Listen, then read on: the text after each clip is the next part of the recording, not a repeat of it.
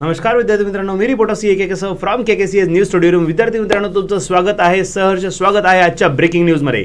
Yes विद्यार्थी मित्रांनो, ही breaking news आहे रिलेटेड टू महाट्रान्सकोचा काय खेळ चाललाय, काय खेळ लावलाय त्याच्यासाठी आता एकच पर्याय आहे आणि तो पर्याय म्हणजे ओनली अँड ओनली चल मुंबई, चल मुंबई, चल मुंबई. येस विद्यार्थी मित्रांनो, आपल्याला आता फायनली मुंबईला जायचंच आहे, प्रकाशगंगाला भेट द्यायचीच आहे. केव्हा काय पूर्ण डिटेलमध्ये सांगतोय. हा प्रकार कशामुळे आपण ही ॲक्शन घ्यायचं ठरवलं, सगळ्या गोष्टी एक्सप्लेन करतोय. Just wait for few minutes. Okay, so student, पहिली गोष्ट ही की एक्झाम 27 जुलैला महाट्रान्सकोनी डेप्युटी मॅनेजरसाठी एक्झाम घेतली. 27 जुलै 2025 डेप्युटी मॅनेजर पोस्टसाठी एक्झाम झाली for of course finance and account. त्याच्यानंतर 1 ऑगस्टला एक्झाम झाली आहे LDC, that is lower divisional clerk, finance and अकाउंटसाठी. तर विद्यार्थी मित्रांनो, एक्झाम झाल्यावर आपल्याला माहिती आहे IBPS 45 डेजमध्ये रिझल्ट लावते, हरकत नाही. 50 दिवस ओके, 60 दिवस चला लेंगे भाई, 90 दिवस ठीक आहे सर, थोडं पेशन्स ठेवा. अरे पेशन्सची वाट लावली तुम्ही, 110-112 दिवस झाले तरी एक्झाम होऊन. म्हणजे पेशन्स तुम्ही अंत पाहताय, पेशन्स नाही आता अंत पाहताय विद्यार्थ्याचा. काय अर्थ काय एकदम मूर्खपणा लावलाय. फोन कॉल केल्यावर रिस्पॉन्स देत नाही, कॉल केल्यावर रिस्पॉन्स जर दिलाच उत्तर काय भेटतात माहीत नाही, अजून 2-4 महिने लागतील, आचारसंहिता संपल्यानंतर लावू. अरे कुठला काय पद्धत चालली आहे. फक्त उडूची उत्तरे, काहीच कॉन्फिडेन्शियल, काहीच प्रॉपर इन्फॉर्मेशन भेटत नाहीये, कोणालाच माहीत नाहीये. डिपार्टमेंटवाल्यांना विचारलं, ऑफिसरवाल्यांना विचारलं, मुंबई प्रकाशगंगाला एकदा जाऊन आलो, सगळं व्यर्थ आहे, काही अर्थच नाहीये. आणि आता एक आपण जो इनिशिएटिव्ह घेतला होता, जवळपास खूप चांगला रिस्पॉन्स भेटला त्याला, की आपले जे लोकप्रतिनिधी आहेत त्या लोकप्रतिनिधींपर्यंत आपला आवाज पोहोचवायचा, त्यांच्यापर्यंत रिक्वेस्ट द्यायची आणि त्यांना सांगायचं की काय प्रकारे ओव्हरऑल चालला आहे ते. आणि विद्यार्थ्यांना खरंच सांगतो की खरंच चांगला रिस्पॉन्स भेटला. बऱ्याच ठिकाणी विद्यार्थी मित्रांनी अप्रोच केलं आणि जे आमदार खासदार आहेत त्यांच्यापर्यंत लेटर पोहोचवलं, ते लेटर तिथे पोहोचवलं, त्यांच्यापर्यंत RTI लिहिले गेले, लेटर लिहिले गेले, सर्व काही झालं, मेल झालं, ट्विटवर झाले, सगळं काही झालं, पण काहीच रिस्पॉन्स देत नाही. आणि आता लिटरली कॉल ब्लॉक केलेत. म्हणजे माझं पर्सनल एक्सपिरियन्स सांगू तर कॉल केल्यावर डायरेक्ट कट होतोय. सो डेफिनेटली नंबर ब्लॉक केले गेलेत. आता तुम्ही रिस्पॉन्स, आणि आम्ही चुकतं काय ना आमचं नंबर्सवर, तुम्ही खूप फोन केला म्हणून ब्लॉक करून टाकला. अरे मग काय 6-6 महिन्यांनी रिझल्ट लावणार का म्हणजे. आणि आता त्यातलं त्यात आम्ही रिझल्टची वाट बघतोय. आणि आता झालं काय, डेप्युटी मॅनेजरचं आता अचानक 115 दिवस झाले जवळपास एक्झामला, आणि आता काय होतं, डायरेक्ट DV साठी मेल येतो. बरोबर, DV साठी मेल येतो. त्या मेलमध्ये डायरेक्ट महाट्रान्सकोच्या ऑफिशियल याच्याने मेल दिसत नाही. त्याच्यामुळे पहिला संभ्रम हा झाला की सर हे खरंच आहे का. ठीक आहे. दुसरं, शंका यायचं कारण नंबर 2, म्हणजे ते शंका येणं चुकीचं काहीच नाही आहे. बाय द वे, स्टुडंटचं मी 100% स्टुडंटशी सहमत आहे या गोष्टीत. जे डाऊट येतोय मनात तो येणं 101% बरोबर आहे. का बरं, तर ऑफिशियली जे आपला मेल ID आहे, ऑफिशियल आपला वेबसाईट आहे, वेबसाईटवर ऑफिशियल अपडेट नाही भेटलेली. ठीक आहे. वेबसाईटवर जर ऑफिशियल अपडेट भेटलेलं नाही आहे तर शंका का नाही येणार मनात, शंका आलीच पाहिजे. ठीक आहे, तुम्ही डायरेक्ट मेल, तुमची काय प्रोसिजर, तुमच्या डोक्यात दुसरं काहीतरी असावं. ठीक आहे, तुमच्या डोक्यात दुसरं काहीतरी असावं की आम्ही आधी सगळी प्रोसेस करून घेऊन नंतर काय रिझल्ट लावू. ठीक आहे, तुमच्या जे पण मनात आहे राव, एकदा एकच आमचं म्हणणं आहे की तुम्ही ऑफिशियली अपडेट करा ना. जर तुम्हाला मेल पाठवायला किती मिनटं लागतात, अरे सर मिनटं कशाला, सिस्टम आहे त्यांच्याकडे, एंटर केलं का झालं, सगळी लिस्ट आहे, मेल वगैरे ऑटोमॅटिक येते, सिस्टम अपग्रेडेड येते, काही एकेकालापासून मेल पाठवत नाही. ऑफकोर्स मेल लगेच सेंड होतो, तेवढाच वेळ लागतो एक अपडेट, ऑफिशियल अपडेट टाकायला. एक त्यांना एक PDF बनवायची फक्त, आणि ती PDF बनवून त्यांच्या ऑफिशियल वेबसाईटला टाकायची की असं असं आहे, आम्ही रिझल्ट लावला आहे. आणि मुलांना तो मेल तुम्हाला पूर्ण डिटेलमध्ये दाखवतो. मेल आधी बघून घ्या. Document verification for the post of deputy manager finance and account Swapnil Salunke, charge SRM GR 112 HR@mahatransco.in. Okay, पहिली गोष्ट, ही जी शंका होती ती मी पूर्ण मुद्दाम क्लिअर करतो तुमच्या मनातली, की SRM म्हणजे जे पण आहे तो मेल ID वॉटेवर, पण @mahatransco.in आहे. ठीक आहे ना. म्हणजे फक्त स्वप्नील साळुंके पर्सनल नावाने चाललंय तर काय समजावं, हा जो मनात प्रश्न होता, तर नाही, पुढे mahatransco.in आहे, जरी नाव दिसत असेल मेल ID मध्ये आहे. ठीक आहे. दुसरी गोष्ट, तुम्ही बघाल, ठीक आहे, एक स्टुडंटला पाठवलं आहे, त्याला त्रास देऊ नका त्या पोराला.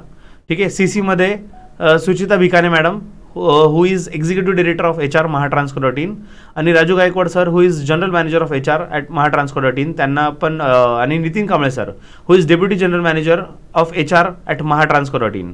ठीक आहे. सो स्टुडंट्स, हे जेवढे HR साठी HR मध्ये बेसिकली म्हणजे महाट्रान्सकोमध्ये जर प्रकाश गंगाच्या ऑफिसला गेले, मुंबईला व्हिजिट केली, HRचं नाव जर विचारलं, who are the top officials for HR department, तर बेसिकली 3च नाव येतात. डेप्युटी मॅनेजरमध्ये Nitin Kamble sir, manager general मॅनेजरमध्ये ऑफकोर्स राजू गायकवाड सर, आणि एक्झिक्युटिव्ह डायरेक्टरमध्ये बिकाने मॅडम. ठीक आहे. So Suchita Bikane ma'am. ठीक आहे. सो हे ऑफकोर्स तिन्ही नाव जे आहेत, आणि त्यातल्या त्यात @mahatransco.in आहे प्रॉपरली. सो हे सगळं ऑफिशियल मेल आयडीवर त्यांनी CC पण केलेलं आहे. ठीक आहे. म्हणजे ही पहिली शंका क्लिअर. दुसरी गोष्ट, सर फक्त या एका मेलच्या बेसिसवर डायरेक्ट तिथे जायचं का, खरंच असेल का, नाही.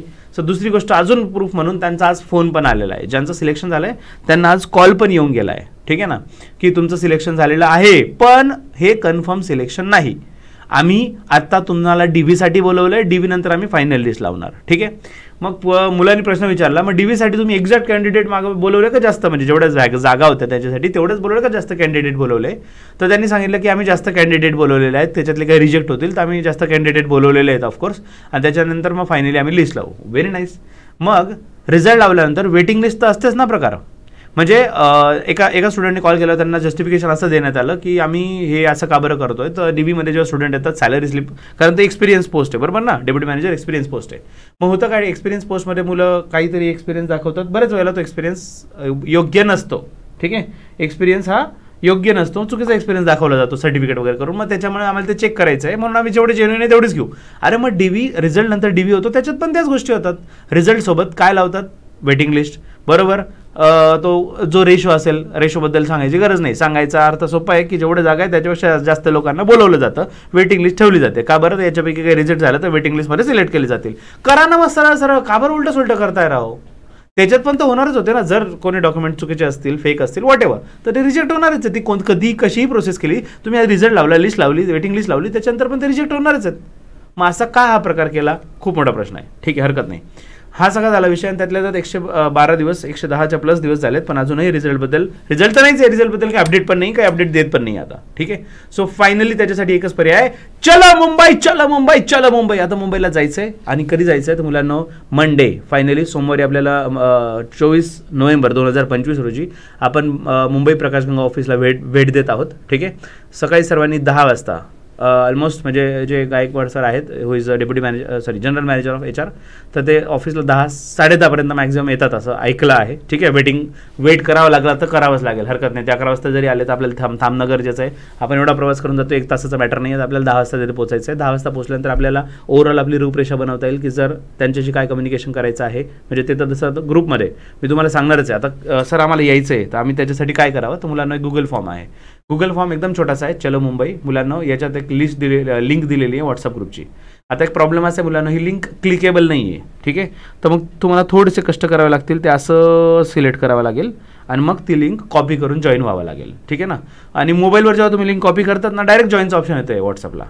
ती तेवढं फक्त कष्ट घ्या की तेवढं कॉपी पेस्ट करावं लागेल. तर याच्यात डायरेक्ट मला देता येत नाही, बहुतेक मला ती प्रोसेस माहीत नाही, वॉट एव्हर. ठीक आहे.